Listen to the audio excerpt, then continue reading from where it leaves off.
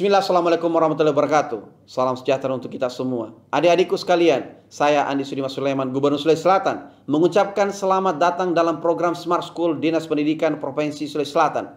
Hari ini adik-adik sekalian akan mengikuti pembelajaran hybrid dalam program Smart School. Aplikasi Smart School adalah sebuah pendekatan dengan tetap mengedepankan sebuah pendidikan dengan digital approaching, untuk kemudian mengedepankan kualitas dan mutu pendidikan yang diterima siswa secara seragam di seluruh wilayah Sulawesi Selatan, termasuk di pelosok-pelosok. Program ini bukan hanya memberikan kepada adik-adik sekalian pengalaman belajar yang baru, namun juga memberikan fasilitas kebutuhan dengan fitur bermanfaat seperti rekaman video pembelajaran yang dapat diulang, trik-trik penyelesaian soal, ujian-ujian, serta sarana konsultasi pembelajaran dari guru-guru terbaik di Sulawesi Selatan. Sering-sering mengakses aplikasi Smart School melalui gawai yang adik-adik sekalian miliki di setiap kesempatan yang dimiliki. Untuk seluruh adik-adikku sekalian yang saya cintai, saya banggakan, selamat belajar dan semoga ilmu yang didapatkan bermanfaat untuk menambah pengetahuan pendidikan adik-adik sekalian. Salam kita pada salam. Assalamualaikum warahmatullahi wabarakatuh. Salam sejahtera untuk kita semua.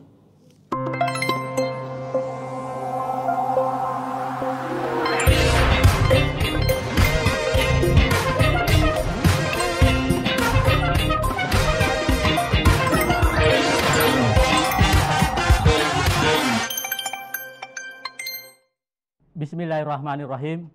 Assalamualaikum warahmatullahi wabarakatuh.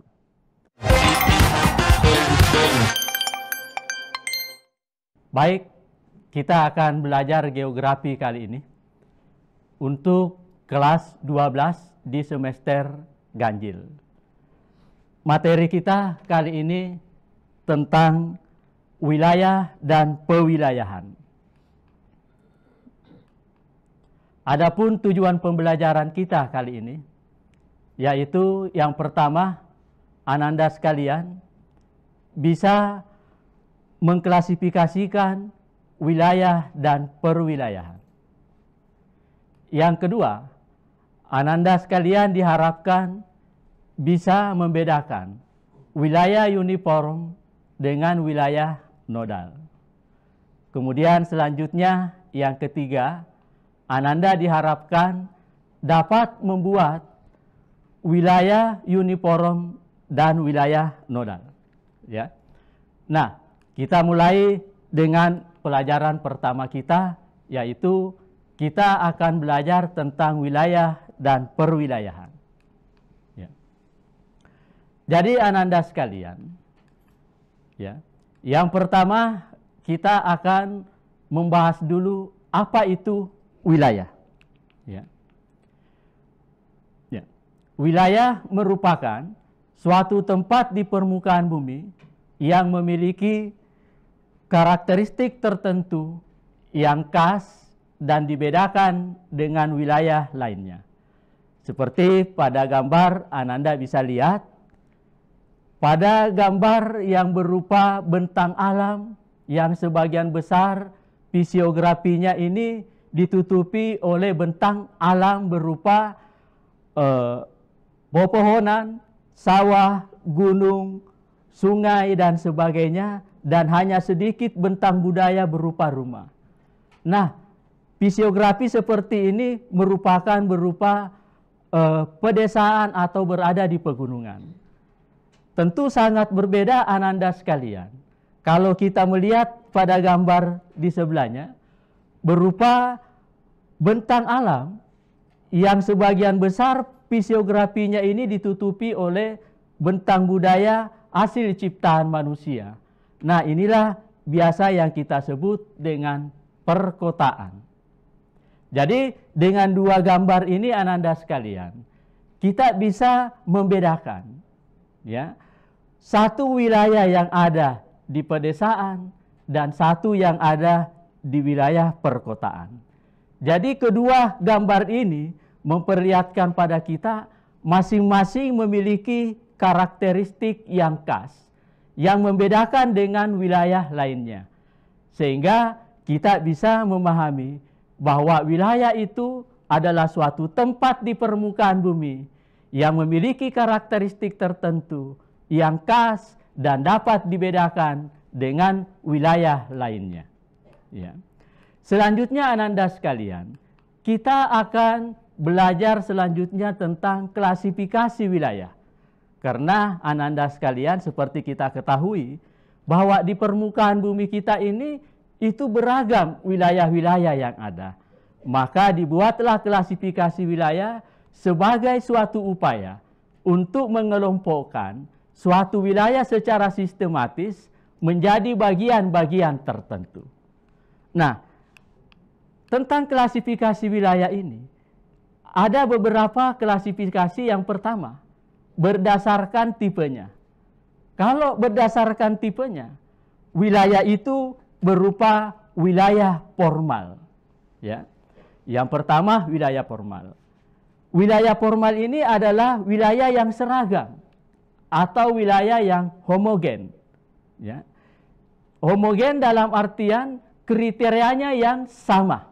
Jadi, Ananda sekalian, wilayah formal itu adalah wilayah yang seragam atau wilayah yang homogen menurut kriteria tertentu. Misalnya, kriterianya secara fisik, topografi, iklim, atau vegetasi. Maka berdasarkan kriteria ini Ananda sekalian, kita bisa mendapatkan wilayah geologis Madura dan lain sebagainya. Kemudian ada juga wilayah formal ini berdasarkan partai politik misalnya, atau tipe industri misalnya. Maka kita akan melihat wilayah itu sebagai wilayah kesultanan misalnya, wilayah perindustrian, dan sebagainya. Ya. Selanjutnya yang kedua, ya, masih berdasarkan tipenya, ya, ada wilayah fungsional atau wilayah nodal. Ya.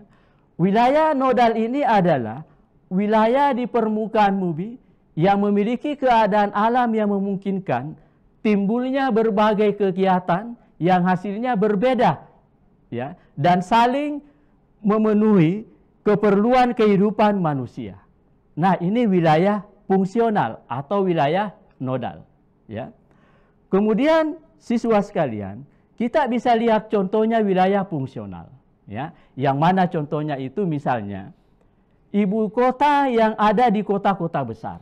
Itu adalah sebuah wilayah fungsional. Kenapa dia dikatakan sebagai wilayah nodal?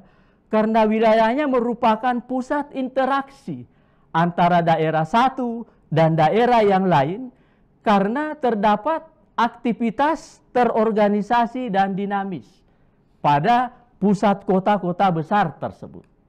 Nah, ini juga bisa kita lihat karena adanya daerah hinterlandnya yang ada di luar daerah intinya, sehingga terjadi pergerakan.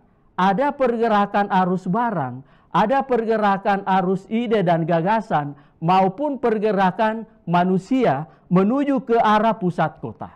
Jadi ini terjadi pada ibu kota besar. Tentu Ananda sekalian yang cerdas, kalian sudah tahu tentunya yang mana itu ibu kota besar. Ya, Bapak kasih contoh. Misalnya kota Makassar. Kota Makassar ini merupakan wilayah fungsional atau wilayah nodal. Kenapa kota Makassar sebagai wilayah fungsional atau nodal?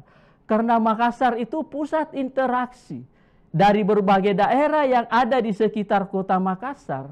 Itu setiap harinya melakukan pergerakan arus, barang, ide, gagasan maupun manusia menuju ke pusat kota Makassar.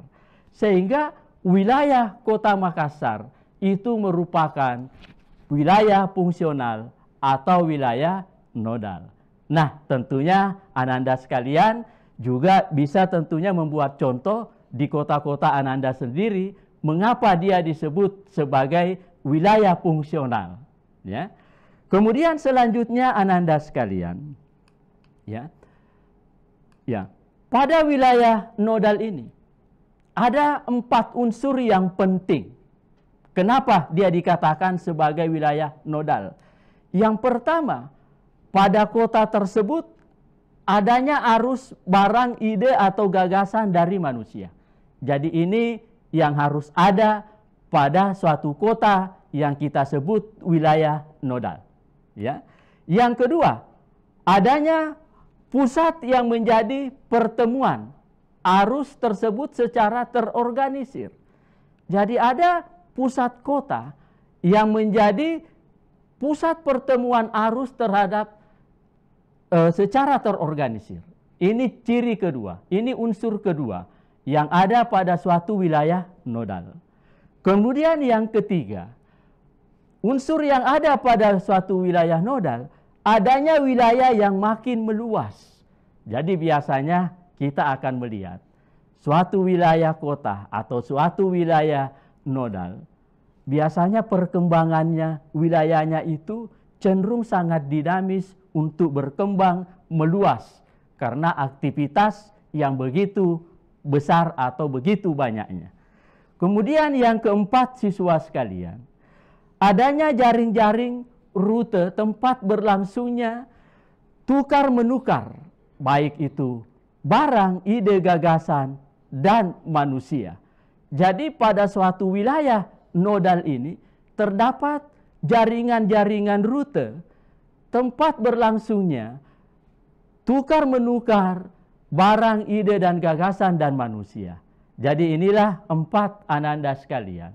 Jika kita menyebut wilayah itu adalah suatu wilayah nodal, maka pada wilayah itu ada empat unsur penting yang biasanya ada pada wilayah tersebut.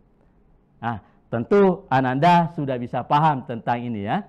Nah, selanjutnya kita akan melihat lagi ya, perbedaan wilayah formal dengan wilayah fungsional ini ya. Ya.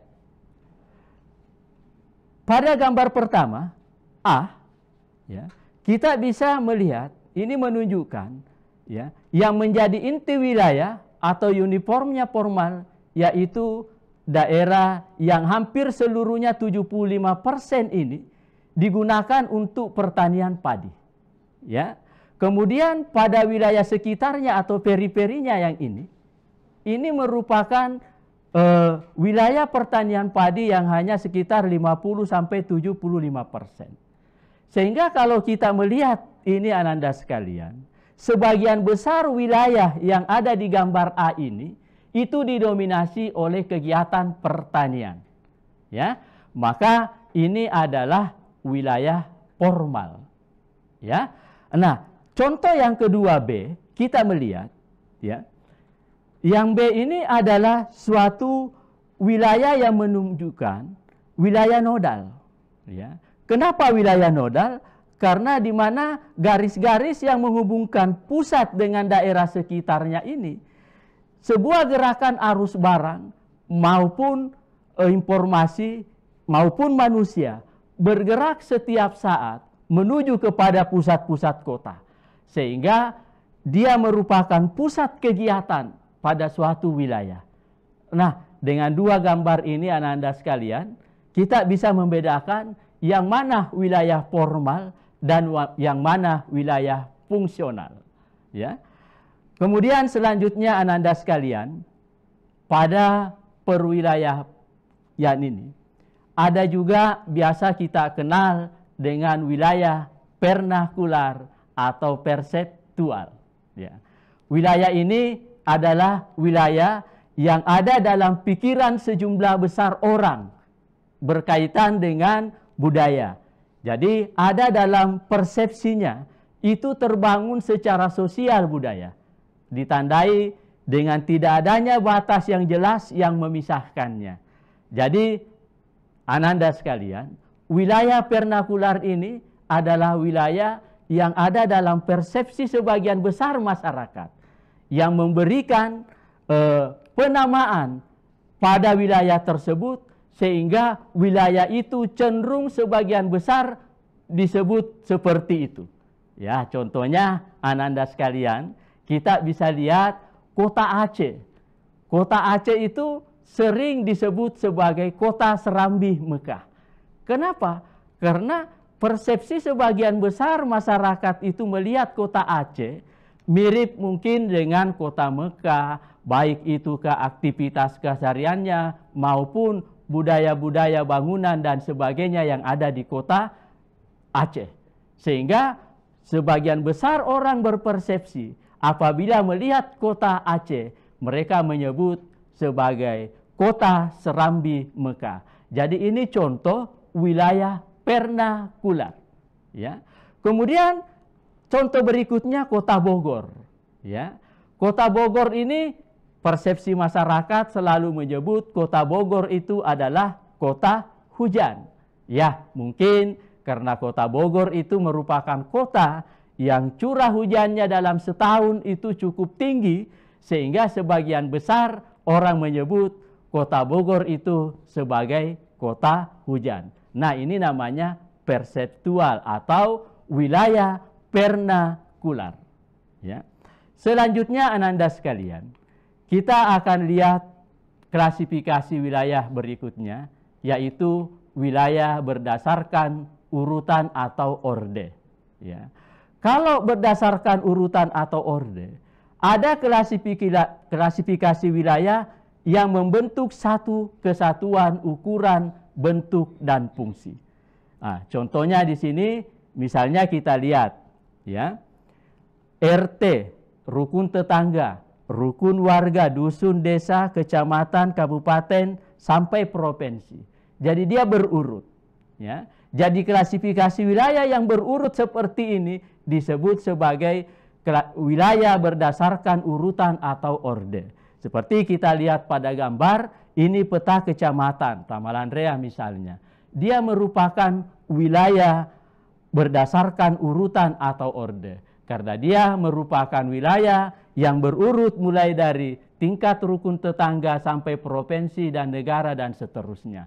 Nah, inilah siswa sekalian, klasifikasi wilayah berdasarkan urutan atau orde. Kemudian kita lihat berikutnya, ya. Klasifikasi wilayah berdasarkan kategori, ya. Ada beberapa klasifikasi wilayah berdasarkan kategori. Yang pertama, wilayah bertopik tunggal atau single topic region, ya. Wilayah bertopik tunggal ini biasa disebut wilayah satu macam kriteria, ya.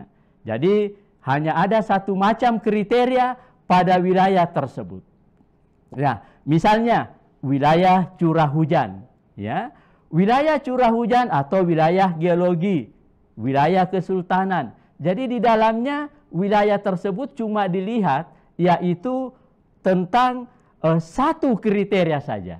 Jadi dia merupakan wilayah bertopik tunggal. Nah, di sini Bapak berikan satu contoh gambar, ya. Kita bisa lihat di gambar ini hanya ada satu kriteria, ya. Wilayah curah hujan pada bulan September di Indonesia. Nah, melalui gambar ini Ananda sekalian, kita bisa lihat curah hujannya di Indonesia pada bulan September yang berwarna coklat tua ini berarti curah hujannya bulan itu rendah, cuma 0 sampai 20 mm, ya. Kemudian sehingga kita bisa lihat sebagian di wilayah Jawa Timur, ya, itu curah hujannya rendah pada bulan tersebut, ya. Di wilayah Bali, Nusa Tenggara, ini curah hujannya semua rendah pada bulan September, ya. Pada bulan yang sama di wilayah lain di Indonesia curah hujannya lebih tinggi, ya. Yang berwarna hijau ini curah hujannya tinggi, ya. Misalnya pada wilayah Kalimantan Barat, ya. Ternyata di bulan September Kalimantan Barat itu curah hujannya tinggi. Nah, inilah Ananda sekalian, ya, contoh wilayah dengan bertopik tunggal. Jadi kita cuma melihat satu topik saja, ya. Kemudian yang berikutnya, ya, masih klasifikasi wilayah berdasarkan kategori. Ada namanya wilayah bertopik gabungan, combined topic region, ya. Wilayah ini lebih dari satu macam kriteria wilayahnya, ya. Jadi misalnya wilayah iklim, ya. Di dalam iklim itu kan ada beberapa kriteria di dalamnya. Ada curah hujan, ada temperatur, ada tekanan udara, dan ada angin. Sehingga dia disebut wilayah bertopik gabungan, ya. Nah, pada gambar ini Ananda sekalian, saya menampilkan satu gambar iklim di dunia. Ya, dari sini kita bisa melihat iklim di dunia ini terdiri bermacam-macam di belahan dunia yang berbeda iklimnya. Ya, ada daerah yang beriklim tropis seperti negara kita yang berwarna kuning ini pada gambar, semua wilayah di dunia yang beriklim tropis. Ada wilayah yang beriklim kering yang berwarna hijau seperti yang ada pada gambar. Kemudian ada wilayah yang beriklim hujan sedang hangat ya yang berwarna biru. Kemudian ada yang kuning muda, itu iklim hutan salju dingin. Kemudian yang berwarna ungu itu adalah wilayah iklim kutub. Nah, inilah pembagian wilayah iklim di dunia. Nah, kalau berdasarkan iklim ini, maka wilayah yang seperti ini Ananda sekalian disebut wilayah bertopik gabungan. Ya.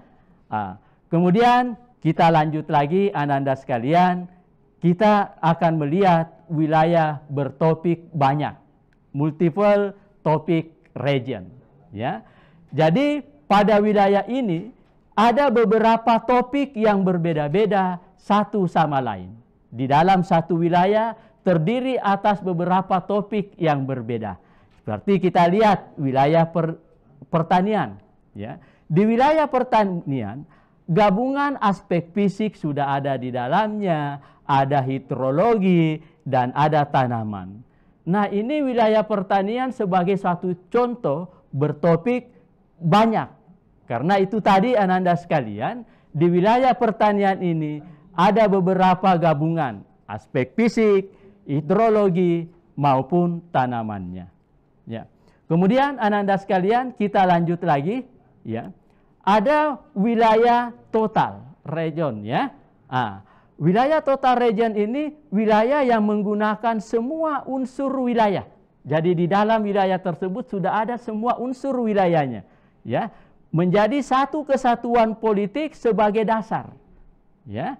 Jadi contohnya misalnya wilayah administrasi desa, ya, atau kecamatan, atau kabupaten, atau provinsi. Dia disebut wilayah total region. Kenapa? Karena menggunakan semua unsur wilayah sudah ada di dalamnya. Seperti pada gambar Ananda sekalian saya tampilkan satu peta wilayah Provinsi Sulawesi Selatan. Ini merupakan wilayah total. Karena di dalamnya ada wilayah berbagai administrasi di dalamnya. Jadi 24 kabupaten kota di Provinsi Sulawesi Selatan itu sudah ada pada wilayah total ini. Ya. Kemudian selanjutnya, setelah Ananda kita belajar tentang wilayah, nah kita lanjut dengan perwilayahan. Ya, jadi setelah wilayah kita ke perwilayahan. Ya, apa bedanya wilayah dan perwilayahan? Kita akan simak penjelasan Bapak berikut. Jadi perwilayahan itu adalah upaya mengelompokkan bagian-bagian di permukaan bumi menjadi unit-unit teritorial dalam lingkup tujuan tertentu. Jadi upaya kita ingin mengelompokkan, ya, berbagai permukaan bumi itu menjadi unit-unit dalam lingkup tujuan tertentu. Jadi misalnya pada gambar di atas, ya, Ananda bisa lihat, kita lihat di sini ada peta, ya, negara-negara Asia Tenggara. Jadi negara-negara ini menyatu dalam satu organisasi, yaitu organisasi ASEAN. Nah, misalnya Indonesia, Malaysia, Brunei Darussalam, Filipina, Thailand, Kamboja, Singapura, dan sebagainya. Ini adalah negara-negara yang berada di kawasan benua Asia bagian tenggara. Mereka membentuk suatu organisasi yang namanya ASEAN atau Negara Asia Tenggara. Nah, inilah contoh perwilayahan Ananda sekalian. Ya. Contoh perwilayahan juga itu dibagi secara formal dan fungsional. Kita lihat dulu perwilayahan secara formal, ya. Ya. Misalnya daerah pegunungan, ya.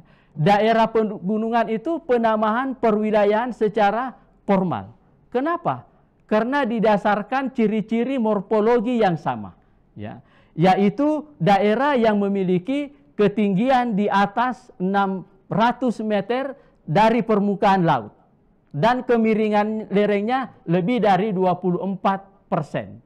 Jadi Ananda sekalian, pegunungan itu wilayah formal, ya. Pegunungan perwilayahan formal karena mereka seragam, homogen, sama ciri-cirinya, ya. Jadi morfologinya sama. Semua di permukaan bumi yang memiliki ketinggian yang sama di atas 600 meter dari permukaan laut, maka itu disebut daerah pegunungan atau perwilayahan pegunungan. Dan kemiringan lerengnya lebih dari 24%. Maka wilayah seperti itu disebut perwilayahan secara formal, yaitu daerah pegunungan. Yang kedua, kita bisa lihat lahan pertanian. Lahan pertanian ini adalah suatu penamaan perwilayahan secara formal. Kenapa? Karena didasarkan pada ciri-cirinya yang seragam.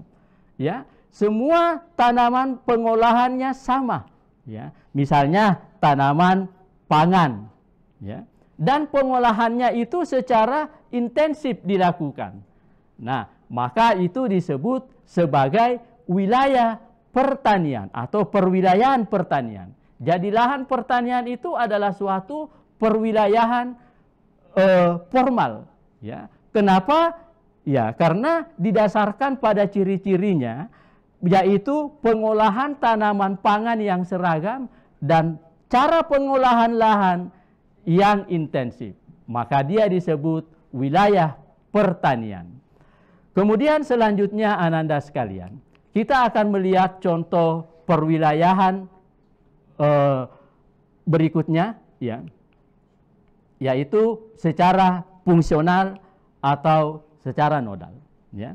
Nah, kita lihat misalnya zona penyangga. Ya. Zona penyangga ini merupakan perwilayahan secara fungsional. Ya.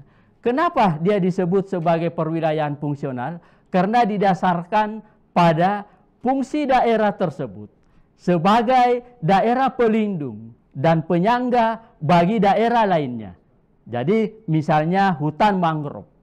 Hutan mangrove itu merupakan sebagai zona penyangga wilayah pantai, ya, dari kerusakan gelombang dan abrasi air laut.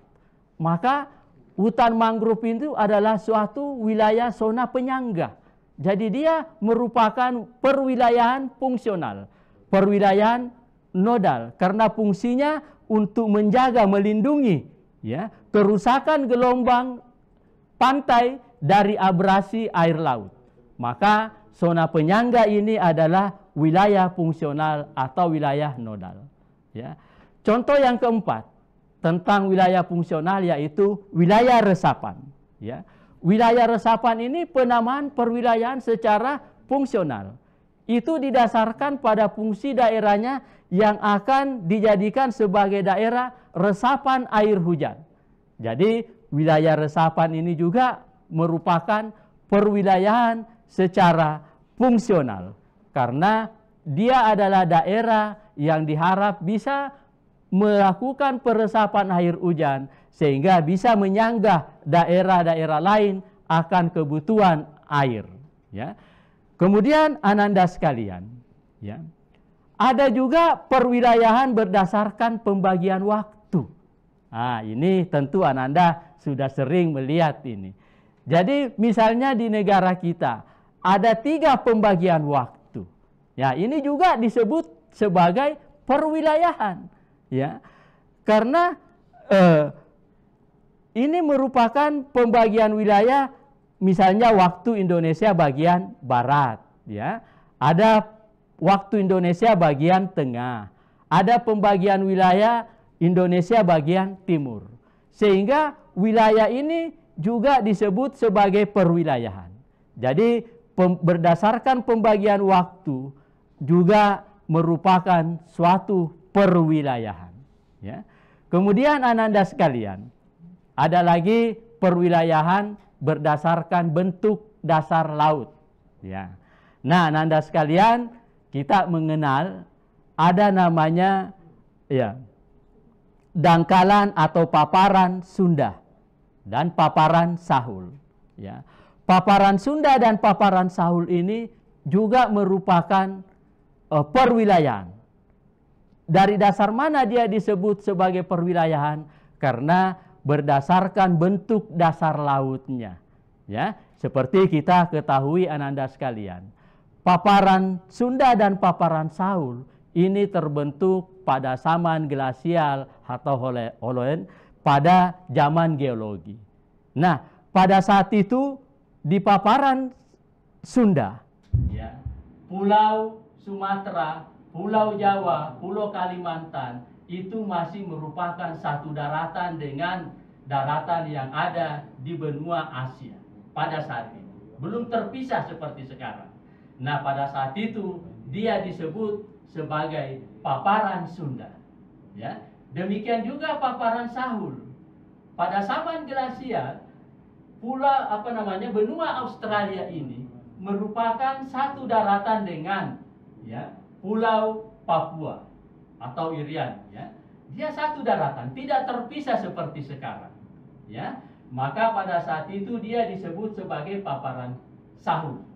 Nah, inilah contoh ananda sekalian. Perwilayahan berdasarkan dilihat dari bentuk dasar lautnya. Jadi paparan Sunda, paparan Sahul ini adalah landas kontinen, kelanjutan dari benua Asia dan Kalan Sunda.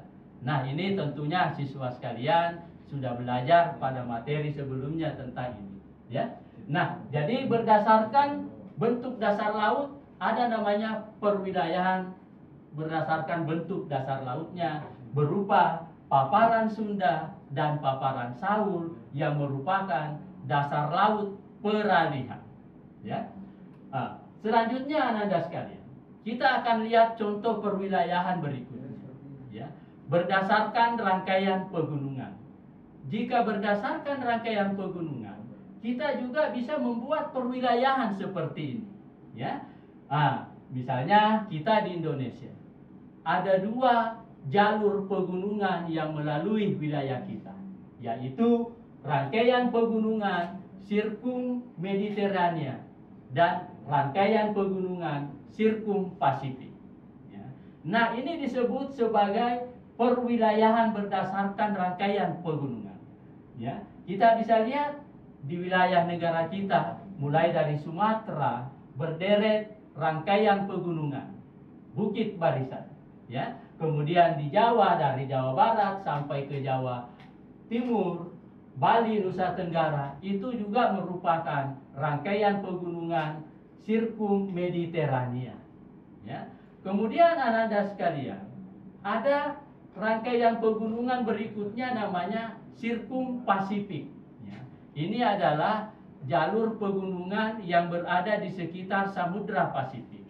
Mulai kalau kita lihat di Sulawesi bagian utara, kemudian gunung yang ada di Maluku Utara, Papua, dan berlanjut ke Australia, kemudian Selandia Baru, kemudian ke benua Amerika. Di benua Amerika ada pegunungan Andes, ada pegunungan Rocky Mountain, kemudian terus berlanjut pegunungan tersebut ke Jepang, Korea, lanjut ke Filipina, terus masuk ke Indonesia. Nah, rangkaian pegunungan ini namanya rangkaian pegunungan Sirkum Pasifik. Nah, inilah perwilayahan berdasarkan rangkaian pegunungan. Ya. Ya. Kemudian ananda sekalian. Ya. Setelah kita belajar tentang bagaimana membedakan ya, wilayah formal dan wilayah fungsional. Ya. Kemudian perwilayahan, klasifikasi wilayah. Selanjutnya ananda sekalian, sebagaimana tujuan pembelajaran kita yang ketiga, kita akan mencoba membuat wilayah uniform maupun wilayah fungsional. Ya. Nah, yang pertama jika kita ingin membuat wilayah, ya, pertama kita harus mengelompokkan tempat-tempat berdasarkan objek atau peristiwa yang kita inginkan.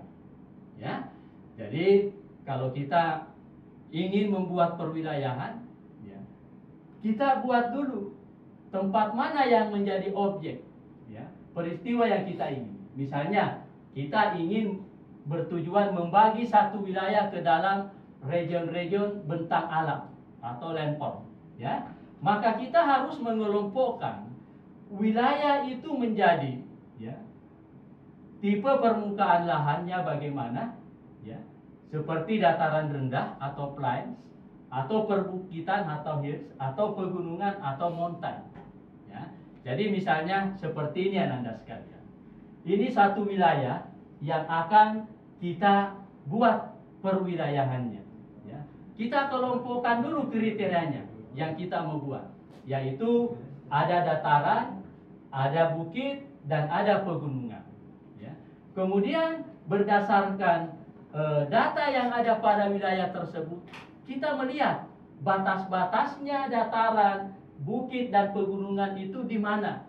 Nah, itulah yang kemudian kita buat dalam pemetaan kita dalam bentuk pembagian perwilayahan seperti pada gambar C. Jadi, yang terkait di sini adalah bagaimana kita membuat dulu kriteria-kriterianya untuk membuat suatu perwilayahan seperti di atas. Nah, ini tentunya sangat mudah Ananda lakukan, ya, untuk membuat perwilayahan. Jika Ananda memiliki peta pada atlas, ya, bisa ambil peta pada atlas, kemudian di atlas atau di petanya Ananda sekalian, kita bisa melihat satu wilayah misalnya yang kita mau buatkan perwilayahannya, ya. Di peta itu kan tentang permukaan bumi, di situ sudah ada pada suatu wilayah dataran tingginya itu pada ketinggian sekian, dataran sedang pada ketinggian sekian, dataran rendah pada ketinggian sekian. Jadi pada saat itu kita sudah bisa membuat perwilayahannya pada kertas yang kita sediakan. Jadi Ananda sekalian bisa kalian coba di sekolahnya atau di rumah di dalam membuat perwilayahan. Dengan cara sederhana, Ananda sekalian bisa mengambil peta pada atlas, ya, sesuai wilayah-wilayahnya misalnya, ya, tempat tinggalnya, kita mau buatkan perwilayahan seperti ini, bisa kita lakukan, ya. Kemudian berikutnya, ya, untuk membuat wilayah uniform, kita mengelompokkan, ya, jenis atau tipe yang sama, ya. Jadi yang mana yang sama tipenya dari objek-objeknya yang menarik garis batas, ya, sehingga, ya, kita bisa memisahkan setiap zona tersebut dengan cara, ya. Yang pertama, ya, region sedapat mungkin harus homogen, harus seragam. Jadi sedapat mungkin Ananda sekalian, yang kalian lihat di peta itu, lihat yang mana yang sama, ya, kriterianya, ya. Kemudian yang mana yang lebih dominan setiap wilayah tersebut. Nah, kita beri tanda. Kemudian yang berikutnya, setiap bagian dari region tersebut atau wilayah tersebut harus merupakan satu kesinambungan yang tidak terpisahkan ke dalam salah satu region, ya. Kemudian Ananda sekalian, langkah ketiga kita, semua tempat harus ditentukan menjadi beberapa region, sehingga tidak ada satupun tempat yang dikelompokkan ke dalam lebih daripada satu region. Jadi caranya seperti ini Ananda sekalian pada gambar, ya. Kita misalnya ingin membuat perwilayahan pada kertas wilayah yang masih kosong seperti ini. Kita buat dulu pengelompokannya berupa dataran, bukit, pegunungan. Kemudian kita bisa buat 3 macam berdasarkan keadaan alamnya. Kemudian kita kelompokkan, kita beri nama pegunungan apa tersebut, dataran rendah apa tersebut, kemudian yang sedang itu apa. Atau bisa kita juga membuatnya dalam 5 kriteria. Jadi tergantung di sini kondisi wilayah suatu tempat. Jadi wilayah-wilayah kalian bisa kalian buat, ya, perwilayahan yang sederhana melalui peta yang kalian miliki di atlas, atau Ananda sekalian bisa mengambil gambar pada Google Maps, ya. Ya, dari Google Maps itu kan juga ada fisiografi yang bisa kita lihat, ya, pada gambar fisio tersebut. Ya. Kemudian Ananda sekalian, ya, pembuatan wilayah uniform ini itu bisa dilakukan dengan langkah misalnya seperti ini, ya. Dalam pembuatan wilayah kita menentukan kriterianya dulu, ya. Kemudian batas-batasnya dan sifat-sifatnya yang jelas. Seperti ini, ya. Kita buat dataran, bukit, dan pegunungan, dan seterusnya. Ya. Kemudian Ananda sekalian, setelah kalian membuat secara peta seperti itu yang sederhana tadi, kita juga bisa membuat perwilayahan dengan mengumpulkan data di suatu wilayah. Nah, ini sedikit agak lebih sulit dibanding yang pertama. Kita langsung membuat perwilayahan berdasarkan keadaan sosial budayanya. Jadi seperti ini langkah-langkahnya, kita mencari kesamaan masing-masing desa di Kecamatan Bojonggede misalnya. Misalnya kita membuat klasifikasi wilayahnya berdasarkan tingkat penganggurannya atau sosial ekonominya. Jadi kita tentukan dulu karakteristik sosial ekonomi wilayah tersebut. Kemudian kita kumpulkan data. Jadi kita mengambil di wilayah tersebut, kita kumpulkan bagaimana kondisi sosialnya. Kemudian kita tentukan batas wilayahnya dan bobot indeks tetap dan nilai bobot indeks bervariasi. Jadi caranya ada hitungan-hitungannya Ananda sekalian. Setelah data itu kita kumpulkan, misalnya tadi pada wilayah desa Sukamaju kita dapatkan tingkat pertumbuhan penduduknya sekian, kemudian Sukamundur, Sukasari, kemudian pendapatan per kapitanya sekian. Ini data yang kita peroleh.